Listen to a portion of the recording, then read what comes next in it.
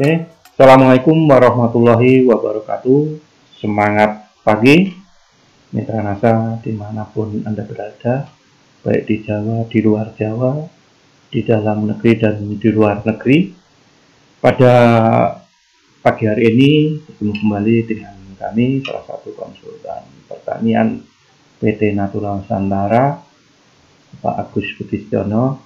Pada kesempatan yang luar biasa ini, kita ingin sharing, berbagi bagaimana jurus jitu berbudidaya tanaman bawang merah dengan menggunakan teknologi organik di grup FB Pertanian Organik NASA yang sudah mendunia luar biasa.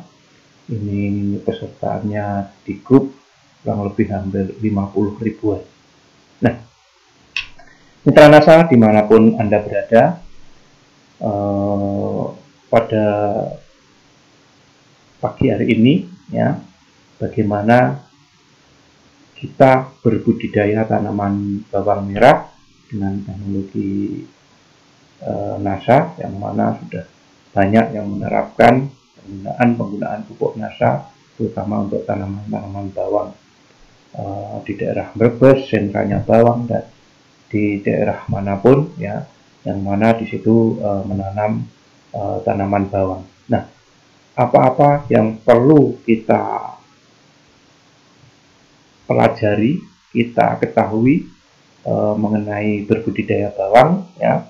Yang perlu kita ketahui pertama ya, bahwa di dalam budidaya tanaman bawang yang paling banyak ini adalah adanya serangan hama dan penyakit atau OPT ya, organisme pengganggu tanaman ya. Apalagi di daerah Brebes itu bagaimana cara mengendalikan organisme pengganggu tanaman. Tapi semakin lama semakin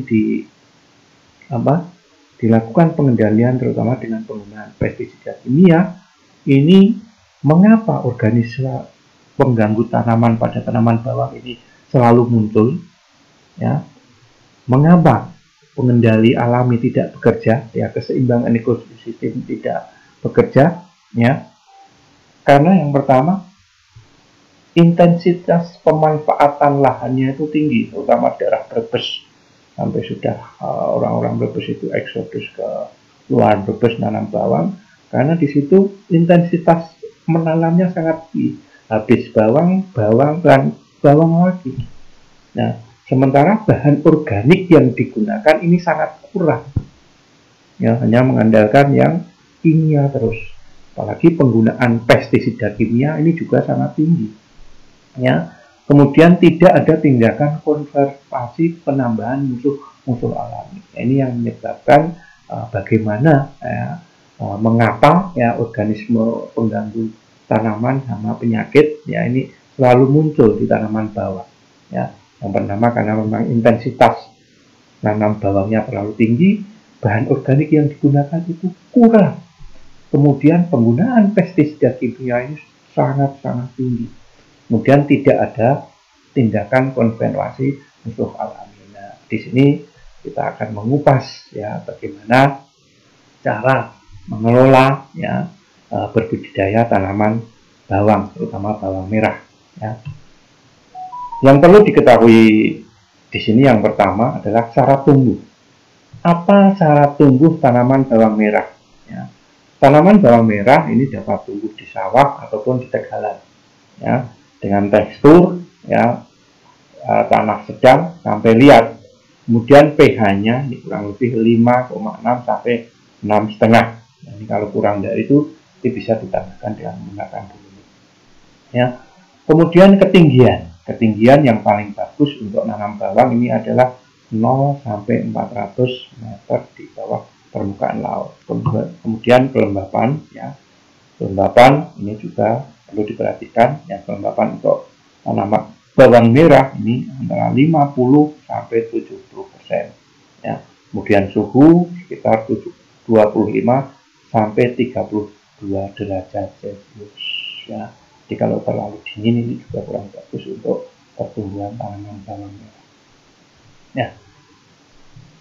Yang perlu diketahui juga ya, jenis atau benih ya yang biasa ditanam petani. Ya. Sebenarnya jenis benih bawang merah ini ada dua, yaitu jenis umbi dan jenis biji. Nah, jenis umbi ini biasanya umbi yang ukuran kecil, biasanya yang antara 4-5 gram, kemudian yang ukuran sedang ini 6 gram, kemudian yang besar ya ini biasanya 15 gram. Tapi biasanya yang ditanam petani ini yang ukuran. Nah, kebutuhan per hektar ya ini kurang lebih 800 sampai 1.600 kilo per hektar, tergantung ukuran umbinya. Dan ini yang paling banyak ditanam oleh petani bawang merah. Karena apa? Karena kelebihan jenis umbi, nanam umbi, ini petani tidak perlu melakukan penyemaian lebih dulu, langsung ditanam.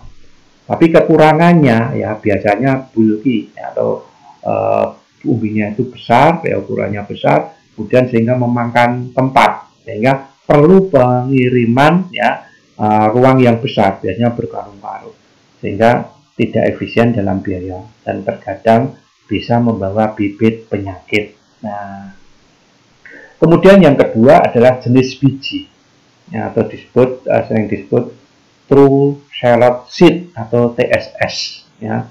Kelebihannya ini ukurannya kecil, mudah dibawa dan dikirim kemanapun ya dari biji. Kemudian kebutuhan benih per hektarnya cukup sedikit, 2-3 kilo per hektar. Nah, kekurangannya di jenis biji ini perlu persemian lebih dulu sebelum ditanam di lahan ya. Waktu untuk tumbuh di persemian itu kurang lebih 30-40 hari, jadi butuh waktu hampir 1 bulan lebih. Dan umbinya ini kecil sehingga perlu treatment khusus ya sebelum disemai atau seed treatment namanya, sebelum benih disemai. Nah, biasanya saat pemindahan dari persemaian ke lahan pun ini kadang merupakan titik kritis tanaman bawang merah. Kadang tanaman akan menghadapi stres saat pemindahan. Ada kalanya tidak tumbuh normal atau bahkan mati karena perlakuan yang tidak sesuai. Nah, ini biasanya petani-petani bawang merah ini jarang yang menanam dari jenis biji, tapi yang paling banyak ini dari jenis umbi. Ya, ini yang perlu diketahui. Ya. Kemudian yang selanjutnya, ya ini pengolahan lahan. Bagaimana cara mengolah lahan ya sebelum ditanami tanaman bawang merah. Ya, ini kita lakukan lahan seperti ini ya, buat bedengan ya lebar ya. Sebelumnya ya ini kurang lebih 120 sampai 180 cm ya. Kemudian kanal air ya ini kurang lebih 40 sampai 50 cm dengan kedalaman kurang lebih 50 cm. Kemudian kalau kesananya itu monggo ya yang panjang sekali. Yang penting bedengan ya. Lebar ini kurang lebih 120 sampai 180 cm. Kemudian sebelum diberikan ditanam, kita lakukan pemberian dolomit kalau pH-nya kurang. Dolomit ini sangat penting karena ini bisa meningkatkan pH dan bisa menstabilkan pH. Selain dengan menggunakan produk NASA, granul ataupun super NASA. Ya. Kemudian pupuk kandang kalau ada silahkan gunakan pupuk kandang sesuai kebutuhan. Kemudian bio ya, bio ini yang sudah dicampur dengan pupuk kandang yang sudah matang bisa ditaburkan. Ya. Bersamaan nanti dolomit pupuk kandang yang sudah dicampur bio ditaburkan di beddingnya.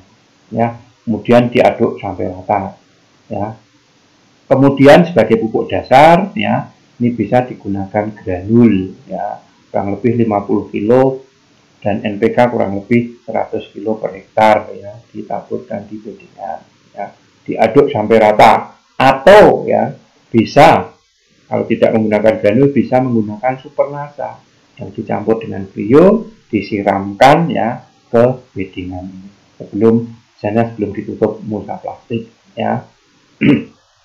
Nah itu tutup dengan mulsa plastik kalau menggunakan mulsa plastik. Kemudian bibit ya kalau yang biasa ditanam ini adalah umbi ukuran 4-5 gram. Ada juga yang 3-4 gram ya per, yang biasa ditanam ukuran kecil atau yang berumur biasanya 2-3 bulan yang sudah disimpan ya di dalam ikatan. Kemudian kebutuhan per hektar ya ini nanti bisa kita simulasikan bagaimana kebutuhan benih ya pada tanaman bawang merah ini. kurang lebih kebutuhan per hektarnya 800 sampai 1.600 kilo kurang lebihnya, tergantung jarak tanam yang ditanam, juga ukuran umbi yang digunakan. Nah, sebagai selanjutnya ya, tahap-tahap selanjutnya ini adalah fase tanam.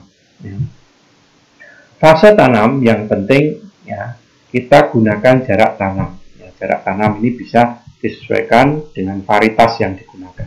Nah, varietas tanaman bawang ini dari masing-masing daerah berbeda-beda sesuai dengan kondisi tempat. Yang paling banyak tumbuh di situ apa, nanti bisa disesuaikan. Nah, jarak tanam yang digunakan biasanya pada musim kemarau ini ada yang menggunakan 15-15 ya. Kemudian ada yang menggunakan 20-15 juga ada. Nah, jenis-jenis varietas Ilocos, Padayung atau Bangkok ini biasanya ditanam di musim kemarau. Kemudian kalau di musim hujan ya, yang paling banyak digunakan ini adalah varietas Tiron. Bisa menggunakan jarak tanam 20x15 atau 20x20. Ada juga yang 25 atau 25-20 ya. Kemudian tanamnya ini seluruh bagian umbi, bibit ya, ini dibenamkan ke dalam permukaan tanah. Kemudian untuk tiap lubangnya ini ditanam 1 buah umbi bibit. Nah, sebagai simulasi, ya, simulasi bagaimana kita menghitung benih ya. Kalau pengen kita nanam tidak 1 hektar misalnya ya, bagaimana kita mendapatkan kebutuhan benih ya untuk tanaman bawang, misalnya kita mau nanam 200 meter atau 1000 meter. Nah, ini apa hitungannya bisa kita lakukan. Nah, sebagai contoh kasus perhitungan kebutuhan benih bawang merah ya, cara menghitungnya bagaimana ya. Misalnya kita mau menanam tanaman bawang dengan luas lahan ya, yang akan ditanami bawang merah ini 200 meter persegi. Ya, ini latihan ya, 200 meter persegi ya. Jarak tanam yang digunakan misalnya 15x15 ya.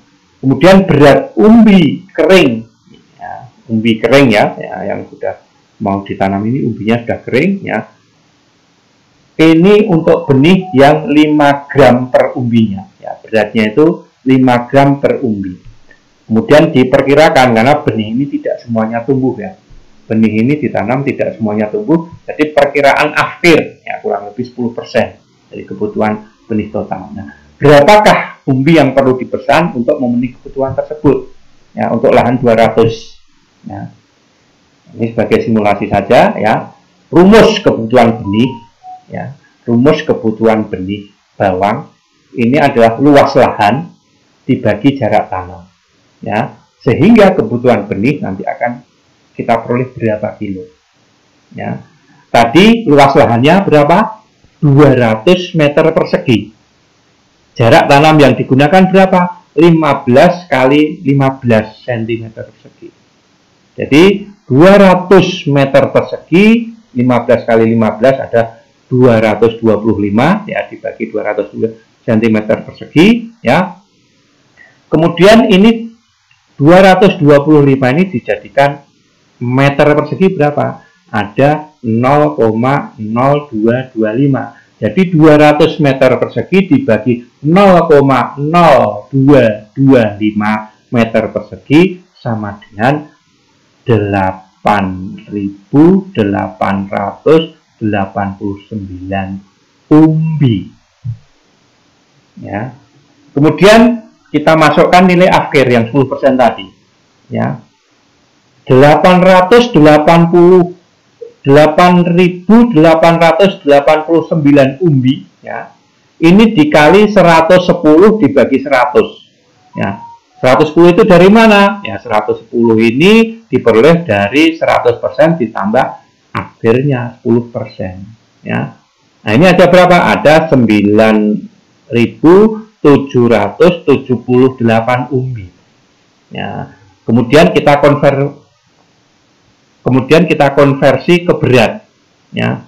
Berat umbi yang kita tanam ya, ini rata-rata 5 gram per umbi ya. Jadi 900 9.778 umbi kali 5 gram umbi sama dengan 48.890.000 gram. Ini kalau kita jadikan kilo sama dengan 48,89 kilogram. Nah, ini kita bulatkan sehingga kebutuhan umbi yang dibutuhkan ya untuk luasan 200 meter persegi sama dengan 49 kilo. Ya, ada yang bisa dibulatkan lagi jadi 50 kilo nanti ya. Ini hitung-hitungannya seperti itu. Jadi untuk menghitung kebutuhan benih ini bisa ya luas lahan dibagi jarak tanam, kemudian berat umbi yang kita tanam ini yang ukuran berapa. Kalau yang 4 yang 4, kalau yang 6 6, 5 5, atau yang 3. Di berat umbi rata-ratanya berapa. Ya, ini. Kemudian yang perlu kita lakukan ya setelah tanam, ya, ini fase-fase pertumbuhan yang perlu diperhatikan. Fase pertumbuhan baik itu yang vegetatif maupun nanti yang generatif. Nah, ini fase pertumbuhan atau fase vegetatif ya. Fase pertumbuhan ini antara 0 sampai 10 hari, vegetatif ini 11 sampai 35 hari. Yang perlu diperhatikan di sini pada fase pertumbuhan dan vegetatif ini penyiangan atau pembumbunan ini biasanya dilakukan nanti setelah umur 7 sampai 10 hari. Dan umur 30 sampai 35 hari. Ya. Kemudian ya, pemupukan ini bisa dilakukan nanti umur 2 minggu dan 4 minggu. Ya, bisa menggunakan pupuk tunggal atau pupuk majemuk atau NPK kurang lebih 100 kg. Ya. Kemudian pada saat umur 4 minggu lebih ya, ini bagus ditambah menggunakan power. Ya, kebutuhan berapa? 3 kilo per hektar. Ya, pada saat memupuk ini dengan NPK campurkan power nutrition. Ya, caranya bagaimana? Taburkan sekitar rumpun atau guritan-guritan tanaman. Ya. Kemudian yang perlu diperhatikan di sini juga pengairan. Nah, pengairan ini bisa pagi dan sore awal pertumbuhan. Kalau pas pertumbuhan tanam ini penyiraman itu pagi sore. Kemudian kalau sudah tumbuh ya kurang lebih antara 0 sampai 10 hari ini sudah tumbuh, hentikan ya. Yang sore ini jika tumbuh 90% ya hentikan ya. Penyiraman sore ya ini dihentikan ya, cukup pagi aja ya. Kalau sudah tumbuh kurang lebih 90% ya. Kemudian yang perlu diperhatikan juga ya, ini untuk menjaga kelembapan ini perhatikan tinggi air dalam kanal ini ya. Tinggi air dalam kanal ini usahakan kurang lebih 20 cm ya. Kemudian di fase pertumbuhan atau fase vegetatif ini yang perlu diwaspadai adalah hama penyakit seperti apa? Seperti ulat, layu fusarium ya. Kemudian layu fusarium itu moler ya. Kemudian ada bercak ungu atau trotol, antraknus, kemudian virus kerdil, kemudian busuk umbi. Nah, nanti akan kita kupas bersama cara pengendalian untuk mengendalikan hama penyakit ya, ini di berikutnya di akhir nanti kita bahas bagaimana kita mengendalikan hama dan penyakit pada tanaman bawang. Kemudian yang perlu diperhatikan juga penyemprotan POC-NASA dan hormonik ini dilakukan seminggu sekali yang paling bagus. Dengan dosis berapa? Bisa 4 tutup POC, 1 tutup hormonik atau 2 tutup hormonik. Ya, kemarin ada kesaksian dari Brebes itu luar biasa dengan menggunakan hormonik ya, ini berlebih sekali. 1 tangki dikasih 1 sampai 2 botol. Ya, tapi hasilnya ya itu luar biasa. Dari 3 ton dia bisa menghasilkan 6 ton di Brebes. Jaringannya Pak Oni luar biasa. Ya, ini. Tapi kita normal aja ya penyemprotan penggunaan POC-NASA dosis normal ini hasilnya juga sudah luar biasa. Nanti hubungannya ke ekonomi ya, penyemprotan POC-NASA ya atau bisa dengan menggunakan Green Star ya. Nah, kalau Green Star cukup setengah saset per tangkinya. Kemudian selanjutnya fase pembentukan umbi. Ya. Fase pembentukan umbi ini kurang lebih umur 36 sampai 50 hari. Yang perlu diwaspadai apa? Lakukan pengamatan hama penyakit seperti pada fase vegetatif tadi.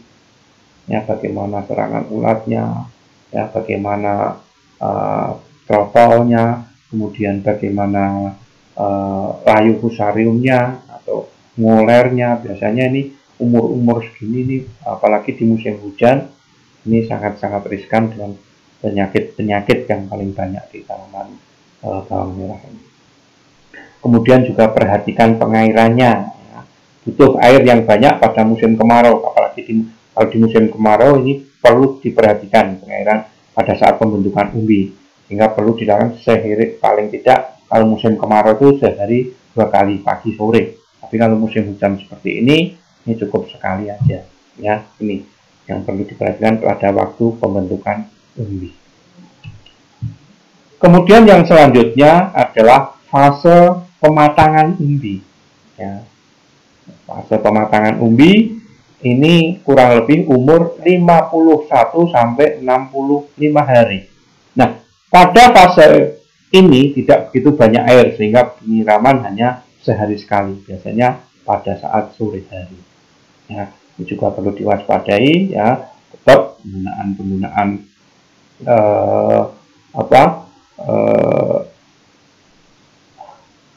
produk-produk NASA, ya, ini juga perlu diperhatikan, terutama serangan-serangan hama dan penyakit di fase pematangan umbi, ya. Kemudian panen. Nah, biasanya panen ini kurang lebih 60 sampai 90% daun telah rebah, ya. Biasanya umur 50-70 hari, ya. Ini untuk dataran rendah. Biasanya kalau dataran tinggi umur 70-90 hari sudah panen. Ini tergantung juga jenis varietasnya, ya. Kemudian dilakukan, ya, panen ini sebaiknya dilakukan pada hari yang cerah dan tanah tidak becek, ya. Kemudian pemanenan dengan pencabutan batang dan daun-daunnya. Kemudian diikat, ya, kurang lebih 5-10 rumpun menjadi satu ikatan.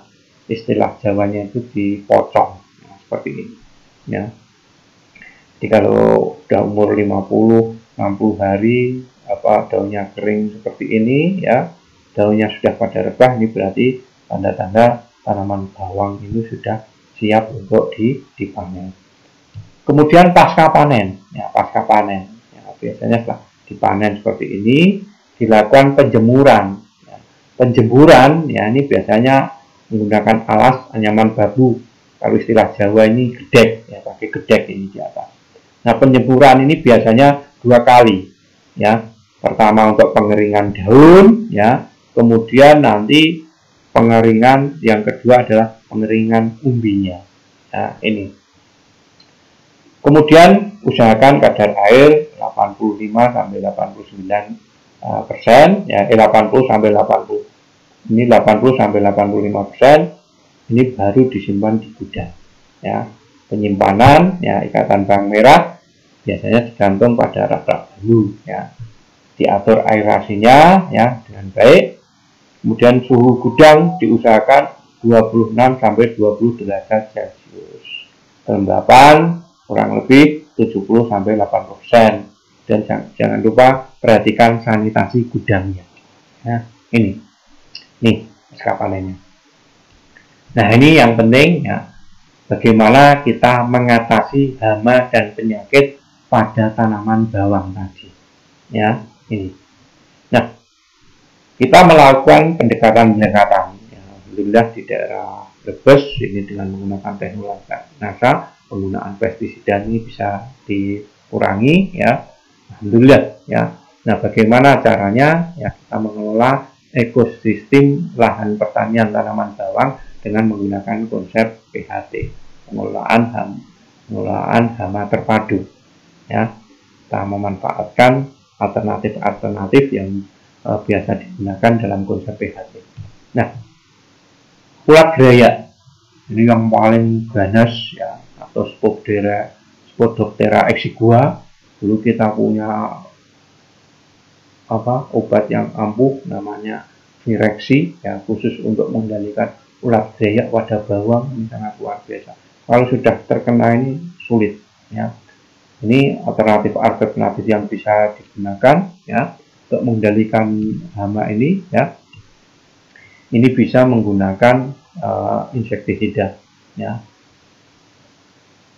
Kalau bisa pada saat instar pertama, kedua, ketiga, ya, yang paling sulit dikendalikan kalau sudah agak dewasa, yaitu instar yang keempat, ya, seperti ini sudah sulit.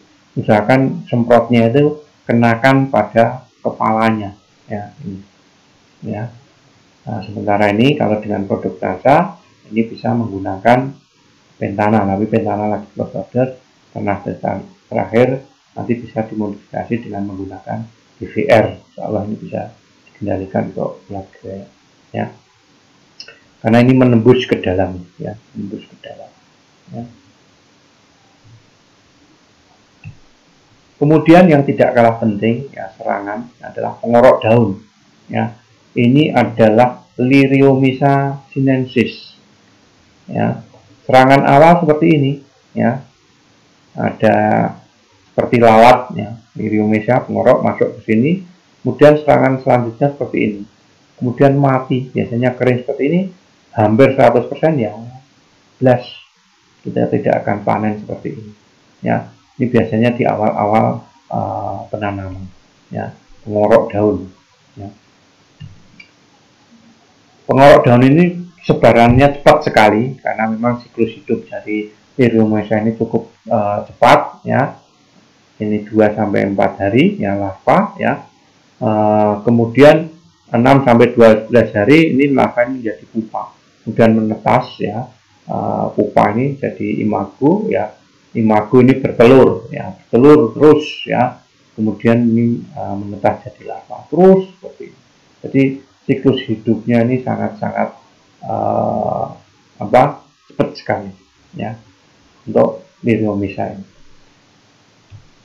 Cara pengendalian, ya, karena saking berbahayanya, ya, penggunaan pupuk berimbang, ya, ini efisiensi pupuk ini perlu diperhatikan. Jadi pemupukan berimbang, jangan terlalu banyak pupuk nitrogen.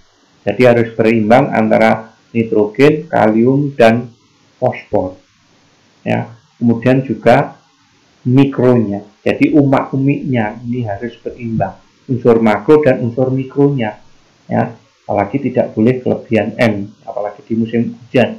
Sebaiknya penggunaan urea ini bisa dikurangi, atau penggunaan urea bisa diganti dengan ZA, ya. Kemudian penggunaan perangkap kuning, ya, misalnya di umur 3 minggu setelah tanam, ini yang perlu diwaspadai, ya. Kemudian penyapuan dengan kain transparan lautan kanji seperti ini, ya, transparan diisi larutan kanji, nanti akan tertangkap di sini, ya, dewasanya, ya, lalat-lalatnya akan tertangkap di sini. Kemudian dengan menggunakan nematoda patogen serangga, ya, ini ya, menggunakan NPS, ya, ini juga bisa digunakan. Kemudian kalau dengan teknologi NASA ini bisa menggunakan 2P1M dulu. 2P1M ini dengan menggunakan penyemprotan rutin Vestona dan Pentana, ya, atau dengan 1 ml pemasangan metilatlin seperti ini, nanti akan tertangkap. Ini untuk mengendalikan Liriomyza. Tapi ketika produk ini lagi close order, menunggu perizinan, ya, tetap bersabar, ya. Nah, kita tunggu hasil perizinan dari Kementerian Pertanian, ya. Ini bisa sementara digunakan insektisida yang sistemik, ya, atau dengan pengorok daun, ya, yang hampir sama dengan penggedek, ya. Ini bisa disemprot, ya, dengan menggunakan BVR terlebih dahulu.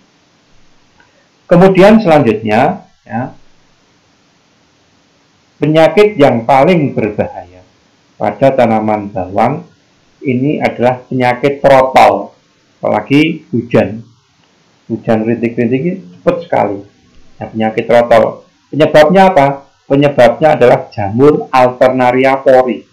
Ya, ini gejalanya ya bisa dilihat seperti ini ya, bercak terlihat di daun ya, melekuk ke dalam dan bercincin ya, seperti cincin, melekuk ke dalam seperti cincin ya, berwarna keunguan ya, tetapi bercak berwarna merah ya.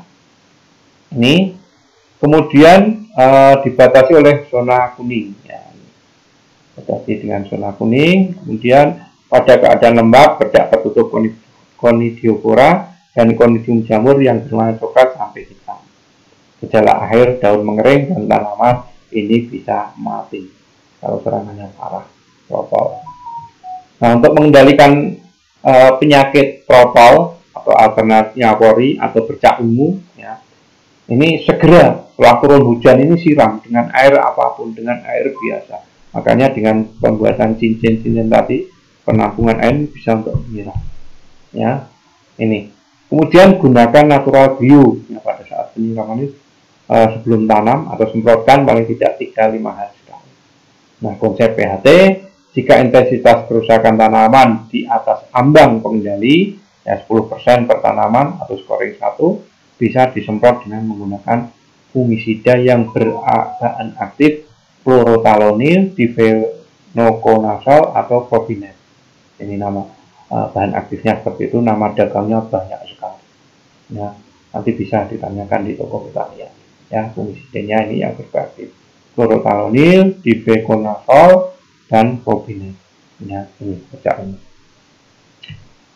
Kemudian yang selanjutnya adalah penyakit moler, ya, gejala moler. Nah, ini kalau di daerah Brebes, ya, ini orang menyebutnya penyakit inul. Ya, kalau di DIY namanya penyakit moser. Inul, ya, ini kan dulu terkenal dengan goyangan ngebor, kadangnya ngoser-ngoser. Ya, ini, ya. Tapi yang secara nasional dikenal dengan penyakit moler. Sebenarnya ini disebabkan oleh Fusarium oxysporum ya. Patogen dapat menginfeksi daun bagian pucuk dan menyebabkan daun pucuk menjadi kering. Moler ya. Moler atau moser-moser. Nah, untuk mengendalikan penyakit Fusarium atau moler ini dan cara mereradikasi tanaman ya, yang terserang dengan cara mencabut atau memusnahkan. Atau sejak awal menggunakan ubinya direndam dengan menggunakan glio, insya Allah bisa mengurangi penyakit moler. Ya, karena kalau sudah terkena ini sulit untuk dikendalikan. Ya, kemudian juga nutrisi tercukupi. Ya, umiknya tercukupi, penyemprotan rutin berusinasa hormon atau menggunakan Green Start atau menggunakan Fluid Top, ini insya Allah bisa mengurangi serangan penyakit moler. Kemudian penyakit yang tidak kalah berbahaya adalah penyakit bercak daun Colletotrichum. Ini penyebabnya adalah jamur Colletotrichum guisporium.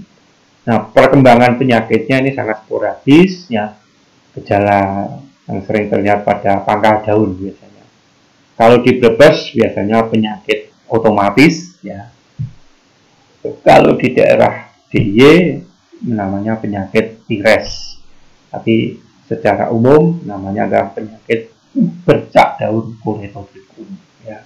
Penyakit otomatis di Brebes, orang Brebes menyebutnya penyakit otomatis, tapi ini semuanya disebabkan oleh jamur Colletotrichum. Kalau di DIY penyakit pires ya.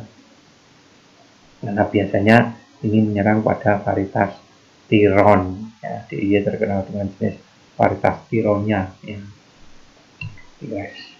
Nah, penyakit otomatis atau Brebes di Brebes, pires DIY, kemudian Antracnose ya.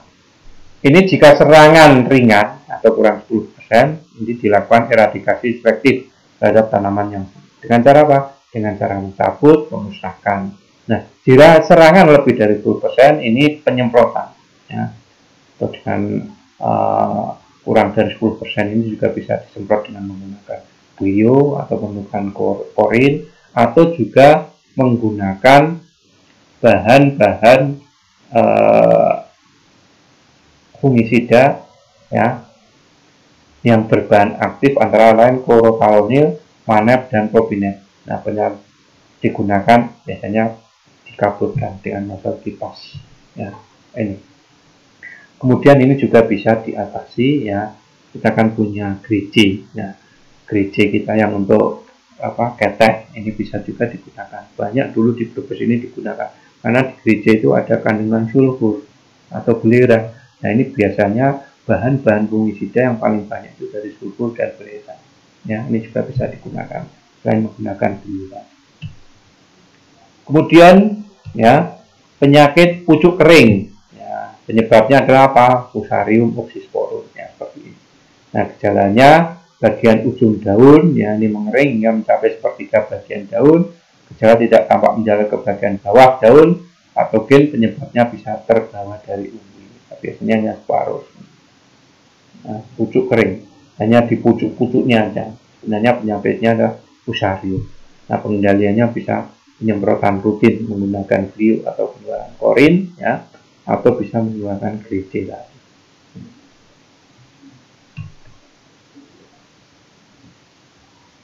Nah, penyakit pucuk kering ya. Bagian ujung daun mengering hingga mencapai sepertiga bagian daun. Gejala menjalar ke bagian daun, patogen penyakit bisa terbawa. Nah, bagaimana kita strategi pengendalian hayatinya ya, dalam mengendalikan penyakit ya, hama penyakit pada tanaman bawang merah. Tadi salah satunya kita kurang bahan organik, yang kemudian bahan organik ini juga sangat penting. Kemudian introduksi ya, memanfaatkan pengendali-pengendali alami yang ada di alam. Ini dengan apa? Dengan strategi pengendalian hayati, yaitu dengan menggunakan mikrobia. Pengelolaan habitat dalam tanaman bawang ini sesuai dibagi agen antagonis. Contoh ya, penggunaan bahan organik, solarisasi tanah ya, dengan menggunakan penutupan mulsa ini juga bisa strategi dalam mengendalikan hama dan penyakit pada tanaman bawang. Kemudian kita bisa mengintroduksi agen-agen antagonis unggul, baik yang diisolasi sendiri maupun yang terkait dengan baik oleh lembaga penelitian atau perguruan tinggi. Nah, kemudian bisa menggunakan isolat sendiri, ya karakterisasi, dan kemudian ini suatu keharusan.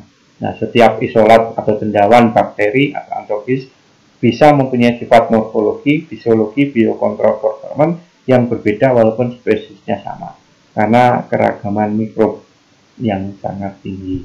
Jadi, kalau kita menggunakan pengendalian hayati dengan mikrobia. Nah, salah satu yang perlu kita garis bawahi di sini ya, pengendalian hayati ya di NASA ini sudah kita rintis sejak awal. Kita punya PVR, kita punya Bio ya, kita punya korin ya. Ini pengendali hayati yang sudah luar biasa, terutama PVR dan Bio yang sudah ada izinnya. Ini bisa digunakan untuk mengendalikan hama dan penyakit pada tanaman bawang merah. Ya, mitra NASA dimanapun Anda berada, yang perlu kita sikapi bersama ya, ada ungkapan Jawa ya, kalau kita ingin pertanian barokah, terutama untuk tanaman bawang ya. Tadi sudah saya katakan di awal, mengapa organisme pengganggu tanaman itu selalu muncul di tanaman bawang, karena salah satunya penggunaan bahan organik ini sangat kurang ya. Ini sesuai dengan pepatah Jawa yang mengatakan ya, yang perlu kita sikapi bersama kalau ingin pertanian kita adalah pertanian barokah ya, pertanian yang barokah, pertanian yang bisa membawa manfaat bagi kita dan bagi orang. Yang pertama adalah bahan organik sebagai pupuk ini ojo disepelekke ya. Ojo disepelekke itu bahasanya ya, bahasa Indonesianya adalah jangan disepelekan. Kadang-kadang tani kita itu golek gampange, golek penake, mukti gendong lali ya. Kemudian ya, cari enaknya, cari mudahnya, cari enaknya, kalau sudah sukses itu lupa ya. Ini mental petani-petani kita, ya rata-rata ini, ya sudah diambil, ya hasilnya diambil semuanya, ya jarang memberikan lagi bahan-bahan organik yang ada di dalam tanaman tadi, ada di dalam lahan kita. Kemudian yang kedua, penggunaan mikrobia untuk pengendalian organisme pengganggu tanaman.